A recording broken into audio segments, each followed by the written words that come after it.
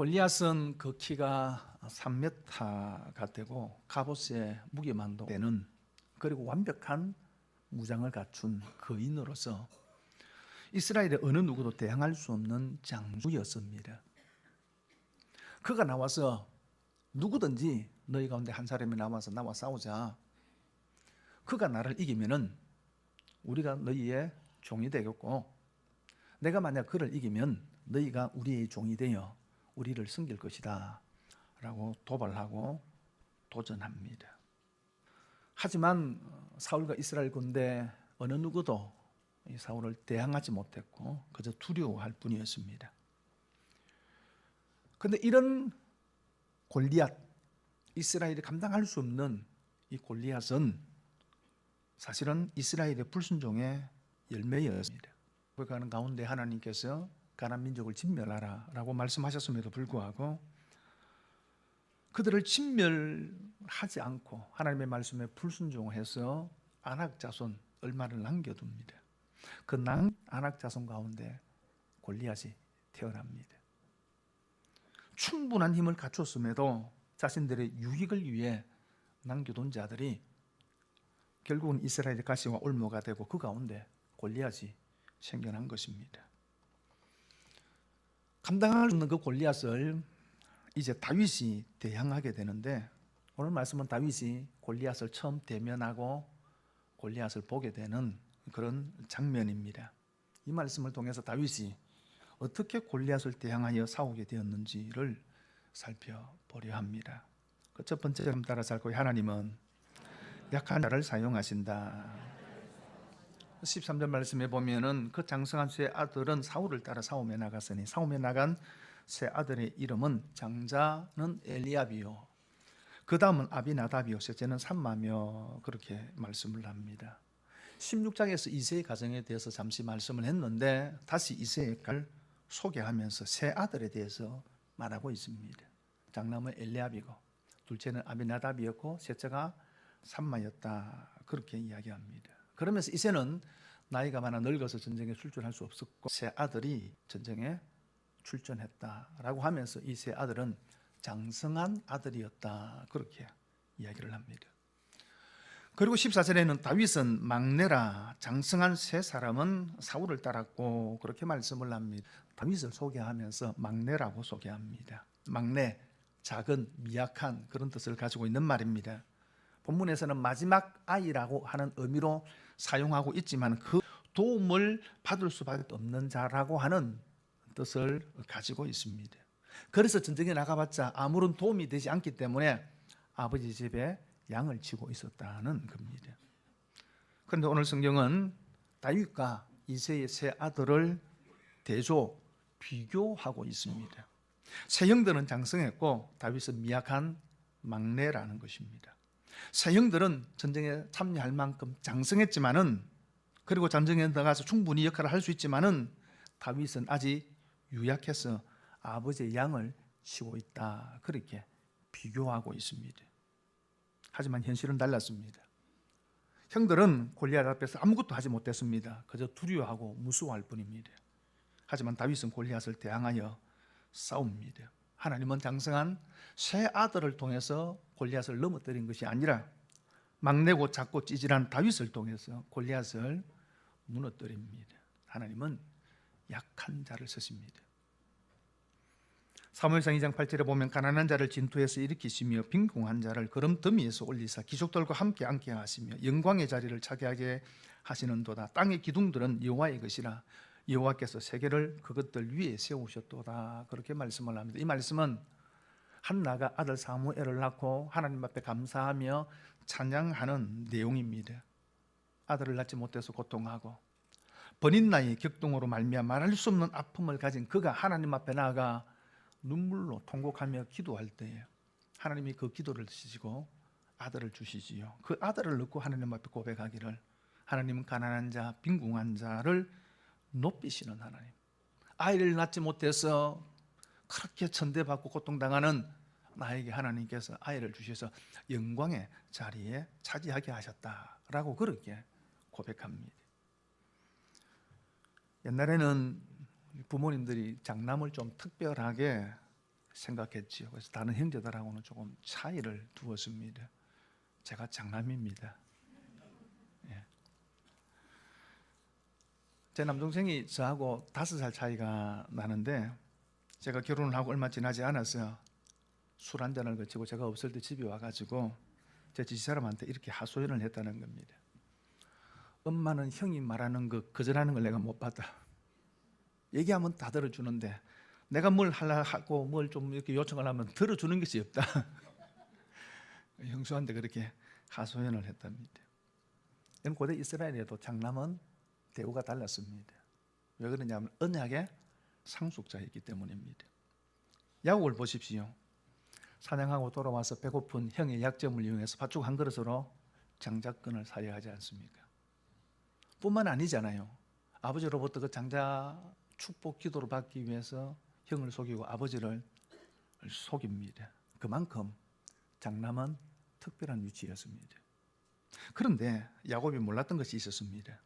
비록 장남이 언약의 상속자이지만 하나님은 반드시 장자를 상속자로 삼으신 것이 아니라는 겁니다. 여러분, 아브라함의 아들 이삭, 그도 장남은 아니죠. 베단의 형제 이스마엘이 있었습니다. 요셉, 그는 12형제 가운데 11번째였습니다. 그럼에도 불구하고 장자의 복을 받았습니다. 하나님은 낮은 자를, 약한 자를 강하게 하시고 그 자를 통해서 하나님은 일하십니다. 미국 뉴욕 한복판에 멋진 빌딩을 설계를 하고 초현대식 건물을 짓고 있었는데 거의 완성할 즈음에 기급할 사실이 발견이 되어집니다. 건물 안에 엘리베이터를 설치하지 않은 겁니다. 설계에서부터 빠진 겁니다. 아마 이 엘리베이터가 상용화되고 나서 얼마 지나지 않은 일이었던 것 같습니다. 이것 때문에 날마다 전문가들이 설계사와 함께 모여서 어떻게 엘리베이터를 추가로 설치할 것인가를 생각을 하고 연구하고 막 찾아다녔습니다. 그래서 여기를 하려고 하니까 이런 이유로 안 되고 저기 하려고 하니까 미간이 좀 맺히고 도저히 답이 나오지 않는 그런 상황이었습니다. 그렇게 막 열띤 토론을 하고 있는데 성수부가 지나가면서 이 말을 듣고 한마디 합니다. 나 같으면 박해 만들겠다. 건물 외부에 엘리베이터를 설치하는 건 상상하지 않았던 그런 시대였습니다. 그 말을 듣고 외부에 투명 유리를 사용해서 엘리베이터를 설치해서 엘리베이터를 탄 사람은 밖을 구경하고 또 밖에 있는 사람은 하나의 볼거리가 되는 명소가 되었다는 것입니다. 전문가가 아닙니다. 청소하는 사람이 한마디 던진 게 답이 되어졌습니다. 하나님께서는 역사의 물꼬를 바꾸시고 흐름을 바꾸실 때 반드시 전문가만을 사용하시는 것은 아닙니다. 물론 그렇다고 전문가가 필요 없고 전문가가 되기 위해서 노력할 필요가 없다는 것은 아닙니다. 전문성은 대단히 중요합니다. 그런데 하나님께서는 일하실 때 반드시 전문성에 매여 일하시는 것이 아니라는 것입니다. 때로는 자유롭게 일하십니다. 그래서 강한 자를 통해서만 역사를 바꾸시는 것이 아니라 약한 자, 유약한 자를 통해서도 하나님은 놀라운 일을 이루어 가신 줄 믿습니다. 여러분이 약하기 때문에, 나는 모자라기 때문에, 나는 부족하기 때문에 하나님께서 나를 사용하지 않을 거야라는 착각을 하지 마시기를 바랍니다. 어떤 사람이든지 하나님은 사용하십니다. 두 번째로 하나님의 때가 있습니다. 골리앗이 40일 동안에 아침 저녁으로 나와서 이스라엘을 도전하고 모욕합니다. 이로 인해서 이제 본격적인 전투가 벌어질 그런 분위기가 되어졌습니다. 그때 아버지 이새가 다윗에게 심부름을 보내는데 전쟁에 참가한 형들에게 식량을 갖다 주고 형들이 잘 있는지를 살펴보고 오라는 심부름을 시킵니다. 이스라엘은 아직까지는 왕정 초기이기 때문에 행정 체계가 잡히지 않았습니다. 그래서 군대의 병사들이 스스로가 식량을 자급자족해야 하는 그런 상태에 있었습니다. 그래서 아버지 이새가 다윗에게 아들들에게 식량을 배달해 주라 그렇게 이야기하면서 간 김에 형들이 잘 있는지 살펴보고 형들이 잘 있다고 하는 증표를 가지고 오라 그렇게 심부름을 시킨 겁니다. 그러면서 오늘 19절에 이렇게 말씀을 합니다. 그때에 사울과 그 아들과 이스라엘 모든 사람들은 엘라 골짜기에서 블레셋 사람들과 싸우는 중이더라 그렇게 말씀을 합니다. 그때 블레셋과 이스라엘 군대가 싸우는 중이었다 이렇게 말씀하는데 이미 싸우는 중이었다는 것은 아직 본격적인 전투가 시작되지 않은 이제는 일촉촉팔 대규모 이제 전면전이 벌어질 그런 어떤 분위기였다 그 말입니다. 그리고 23절에 이렇게 이야기합니다. 그들과 함께 말할 때 마침 블레셋 사람의 싸움 도두는 가드 사람 골리앗이라 하는 자가 그 전열에서 나와서 전과 같이 말하며 다윗이 들으니라 그렇게 말씀을 합니다. 그때 그런 분위기 속에 다윗이 전쟁터에 도착을 했고 그리고 형들을 만나서 이야기할 그때 마침 골리앗이 나와서 전과 같이 이스라엘을 못 오겠다는 겁니다. 누군지 나와서 사울 사람에서 나와라 덤비봐라 내가 막 이렇게 도전하고 도발을 한 겁니다. 근데 그 말을 다윗이 들었다 그렇게 말씀을 합니다. 그때 마침 여러분 그것은 하나님의 시간입니다. 그것은 하나님의 타이밍입니다. 우리 인생을 결정짓는 아주 중요한 요소 중에 하나가 타이밍입니다. 언제 누구를 만났느냐, 언제 어디에 있었느냐, 언제 어떤 경험을 했느냐가 우리의 인생의 방향과 때로는 어떤 결과를 달리할 때가 참 많습니다. 만약에 본문에 만일 다윗이 그때 왕궁에 있었더라면 만약에 다윗이 오기는 왔는데 이미 전투가 벌어지고 난 뒤에 다윗이 도착했다면 어떻게 되어졌을까요? 다윗이 전투가 벌어지기 바로 직전에 도착하여 하나님과 이스라엘을 모독하는 골리앗을 본 것은 그리고 그 말을 들은 것은 모든 상황과 시간 속에 역사하시는 하나님을 보여줍니다. 인생의 타이밍은 우리 스스로 바꾸거나 조절할 수 없습니다. 그렇기 때문에 하나님의 손 안에서 구체적으로 하나님의 인도를 받아야 합니다. 그러면은 하나님의 타이밍에 맞게 하나님의 때에 하나님은 필요한 정보를 주시고 만나야 할 사람을 만나게 하시고 가야 할 곳을 가게 하시고 그리고 보아야 할 것을 보게 하십니다. 남편이 이런 룻이 시어머니를 따라서 남편의 고향에 돌아오죠. 돌아왔지만 모든 재산을 다 이렇게 되면 먹고 살 길이 없었습니다. 하지만 하나님께서 율법으로 추수를 하고 난 뒤에 이삭을 주지 마라. 그 이삭은 가난하고 약한 자들의 목이다. 하나님께서 그렇게 말씀을 하셨습니다. 그 말씀을 알고 추수밭에 이삭을 주우러 가는데 성경이 뭐라고 이야기합니까? 우연히 보아스의 밭에 갔더라 그렇게 말씀합니다. 그리고 성경은 이렇게 이야기합니다. 그때 마침 보아스가 자기의 밭에 왔더라. 여러분 그때 마침 그것은 하나님의 시간입니다. 그래서 룻이 보아스와 운명적 만남을 갖게 되어집니다. 여러분 그러므로 여러분의 인생의 타이밍을 주관해 가시는 이 하나님의 섭리적 손길을 믿으시기를 바랍니다. 그 믿음을 가진 사람은 조급해하거나 두려워하지 않습니다. 그리고 우연을 가장한 이 하나님의 섭리, 이 하나님의 필연이 우리의 인생에 일어나게 하는 방법은 그 하나님만을 온전히 신뢰하고 하나님의 인도하심에 따라 가는 것입니다. 그럴 때 하나님은 우리를 꼭 필요한 곳에 가서 꼭 필요한 사람을 만나게 하시는 하나님의 놀라운 신비로움을 경험하게 되어지는 것입니다. 여러분 하나님의 시간이 중요합니다. 하나님의 시간, 하나님의 때, 타이밍이 중요합니다. 그것은 우리에게 주시는 하나님의 기회입니다. 페르시아에서 유대인들이 전멸절당할 위기를 만나게 되었을 때 모르게도르게라는 사람이 자신의 사통 동생 에스더에게 이런 도전을 하잖아요. 왕후가 된 네가 이때에 잠잠하면 하나님은 하나님의 방법으로 우리를 구원하실 것이다. 하지만 이 하나님의 때를 잃어버리면 너와 너의 아버지의 집은 멸망할 것이다. 네가 왕후의 자리를 얻은 것이 이때를 위함인지 누가 아느냐. 이때 하나님의 시간이 있다는 겁니다. 하나님의 타이밍이 있다는 것입니다. 그 때를 알고 그 때를 붙들어야 하고 그럼 그때에 해야 될 중성이 있고 그때 해야 될 헌신이 있다는 겁니다.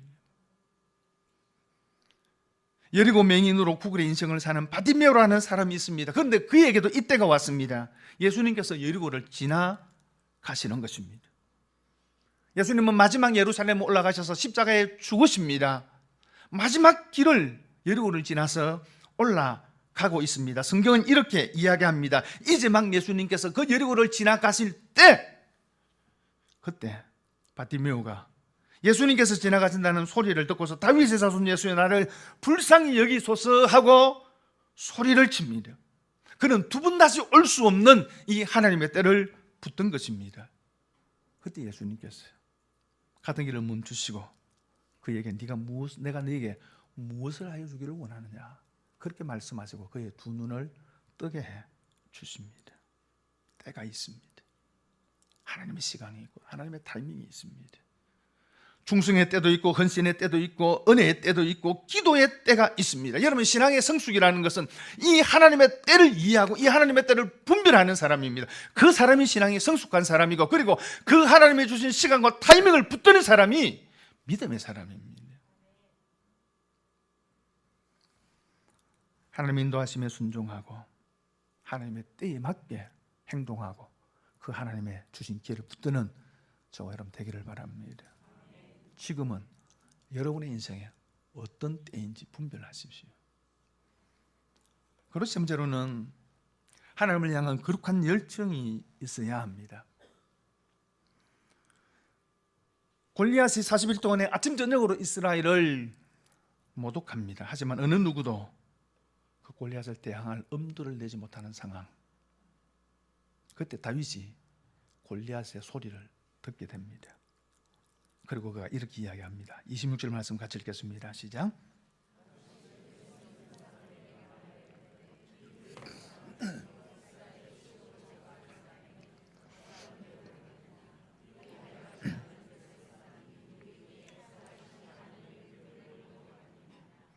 여러분, 오늘 26절의 말씀은 다윗이 처음 하는 말입니다. 물론 다윗은 16장에도 등장을 합니다만은 성경은 그가 한 말을 기록하지 않습니다. 그가 말을 하지 않았던 건 아니겠죠. 그러나 그가 어떤 말을 했는지를 기록하고 있지 않습니다. 그러나 오늘 26절에 다윗의 첫 대사입니다. 처음 성경에 기록된 그의 말입니다. 여러분, 어떤 공직이나 대통령이 되어 취임할 때에 대통령이 취임하고 처음 말하는 것은 대단한 상징성이 있습니다. 의미를 가지지요. 자신의 국정 철학과 비전을 이야기합니다. 다윗의 이 첫 말, 이것은 다윗을 이해하는 핵심적인 내용입니다. 이 첫 말을 통해서 다윗이 어떤 사람인지 보여집니다. 두 가지를 이야기를 합니다. 첫 번째는 이 블레셋 사람을 죽여 이스라엘의 치욕을 제거하는 사람에게는 어떠한 대우를 하겠느냐라는 것입니다. 이 말은 25절에 백성들이 이렇게 이야기를 합니다. 골리앗을 죽이는 사람은 왕이 많은 재물로 부하게 하고 그의 딸을 그에게 주어 사위로 삼고 그리고 그 아버지의 집을 이스라엘 중에서 세금을 면제해 주겠다라고 했다라고 백성들이 그렇게 이야기를 하는 거예요. 물론 사울이 정말로 이런 조건을 그런 데는 알 수는 없습니다만은 아마 백성들이 이렇게 이야기를 하는 것을 보니까 분명히 사울이 백성들에게 어떤 제안을 한 것 같습니다. 그 내용은 첫째는 사울을 넘어뜨리는 자에게 첫째는 많은 재물을 주어 부하게 하겠다는 겁니다. 두 번째로는 딸을 그에게 주어서 왕의 사위로 삼겠다는 것이고요. 세 번째로는 세금을 면제해 주겠다는 것입니다. 괜찮은 제안입니까? 이 정도 같으면 한번 생명을 걸어도 될 것 같습니까? 거기에 생명을 걸었습니까? 아마 사울은 그가 내걸 수 있는 최대의 조건을 내걸었을 것입니다. 사위로 삼고 많은 재물을 주고 세금을 받지 않는다는 것은 단순한 돈의 문제 이상으로 그 지위를 높여주겠다는 겁니다. 그런데 왜 이런 제안을 합니까? 그 골리앗을 넘어뜨리지 않으면 이 전쟁에서 결코 승리할 수 없기 때문입니다. 사울의 절박함이 있는 겁니다. 이스라엘 백성들의 절박함이 있고 거기에 시급성이 있는 겁니다. 골리앗의 문제를 해결하지 않으면 안 된다라고 하는 절박함이 거기 있는 거예요. 이 말을 들은 다윗이 이 블레셋 사람을 죽여 이스라엘의 치욕을 제거하는 사람에게는 어떠한 대우를 하겠느냐라고 묻고 있습니다. 마치 이 말을 들어보면은 다윗이 마치 그 제안에 솔깃해가지고 야, 그 정도 상금이면은 뭐 괜찮겠네라고 하는 그런 어떤 말인 것처럼 들려지겠지만 그러나 그것이 아닙니다. 이 말은 앞서 말하고 있는 골리앗을 죽이지 않고 넘어뜨리지 않으면 안 된다라고 하는 이 절박함과 시급성에 대한 확인입니다. 정말로 그렇게 할 만큼 골리앗의 문제가 절박한 문제냐라는 겁니다. 시급한 문제냐라는 겁니다. 두 번째 이런 이야기를 합니다. 이 할례받지 않은 블레셋 사람이 누구이기에 살아계신 하나님의 군대를 모욕하겠느냐. 그런 골리앗에 대해서 다윗이 흥분합니다.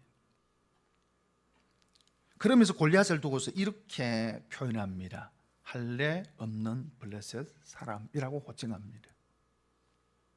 여러분, 이 할례 없는 자라고 하는 말은 이스라엘 백성들이 할례를 받은 자신들과는 대조적으로 다르게 하나님의 택함을 받지 못하고 하나님의 언약 밖에 있는 하나님의 도우심을 입지 못하는 이방인들을 멸시하는 표현입니다. 쉽게 말하면은 할례 없는 저 블레셋 사람이라고 하는 뜻은 하나님의 도움을 입지 못하는 저 별 볼 일 없는 게 그 말이에요. 덩치만 컸지 큰 수레만 치지 아무것도 하지 못하는 저 헛수아비가 그런 뜻이에요. 그러면서 반면에 이스라엘 군대에 대해서는 이렇게 표현합니다. 사실은 하나님의 군대라고 말을 합니다. 할례 없는 블레셋 사람과는 달리 자신들은 살아계신 하나님의 군대라는 겁니다.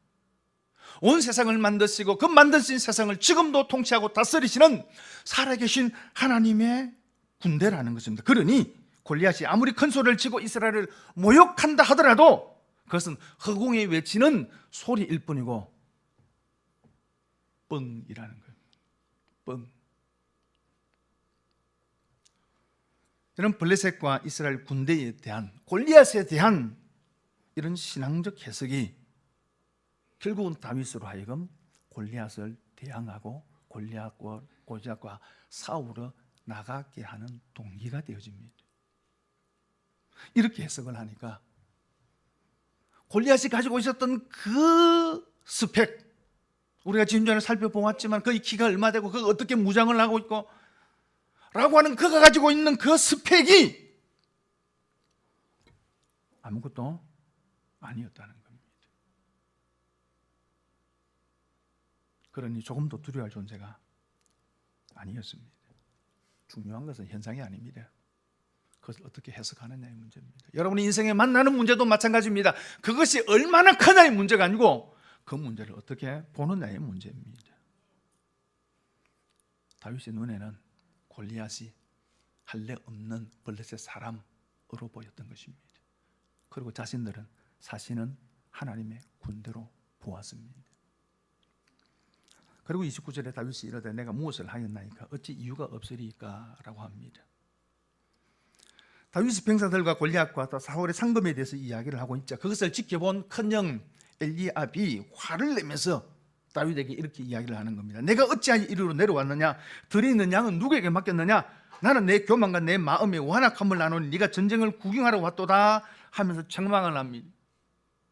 너는 들에서 양을 치는 일일이에 그 적합한 그런 아이가 아니냐? 그런데 네가 왜 여기 왔느냐?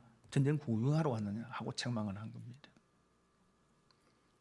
이 형들의 책망에 대해서 다윗이 흥분하면서 하는 말, 어찌 이유가 없으리까? 저 할례 없는 블레셋 사람이 하나님과 하나님의 군대를 모욕하는데 내가 어찌 가만히 있겠습니까? 내가 이렇게 흥분하는 것은 다 이유가 있습니다 라고 다윗이 말하는 것입니다. 다윗은 하나님의 영광, 하나님의 자존심, 하나님의 체면에 대해서 예민했습니다. 살아계신 하나님을 모독하는 자에 대해서 거룩한 분노가 일어난 겁니다. 여러분, 하나님은 어떤 사람을 기뻐합니까? 자식이 자식된 도리로 아버지의 명예를 지키는 것이 당연하지 않습니까?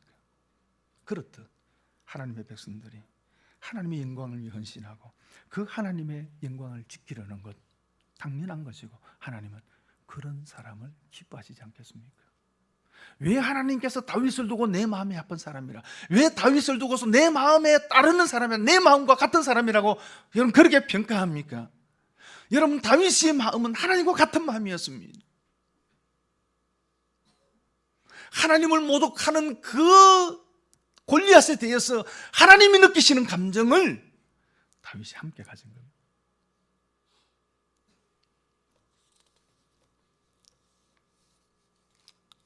사랑하는 성도 여러분, 여러분 때로는 왜 흥분하고 때로는 왜 분노합니까? 다른 작은 이익에 손해가 되면 우리는 분노합니다. 자신의 자존심에 조금 상처를 입으면 우리는 견디지 못해야 합니다. 그러면서 하나님의 영광과 체면은 헌신력처럼 생각합니다. 아니, 자신의 이익을 위해서 하나님의 영광을 팔아버립니다. 다윗은 막내였습니다. 아직 전쟁에 나갈 만한 그런 나이가 아니었습니다. 그만큼 장성하지 않았습니다. 하지만 하나님의 군대가 조롱거리가 되고 하나님의 이름이 모독당하는 것을 견딜 수 없는 그런 마음을 가졌습니다. 형들은 그런 다윗에게 분노했지만은 골리앗에 대해서는 두려워서 아무것도 하지 못했습니다. 하지만 소년 다윗은 거룩한 분노를 가졌습니다. 하나님을 향한 거룩한 열정이 있었기 때문입니다. 하나님은 그 다윗을 통해서 골리앗을 넘어뜨리십니다.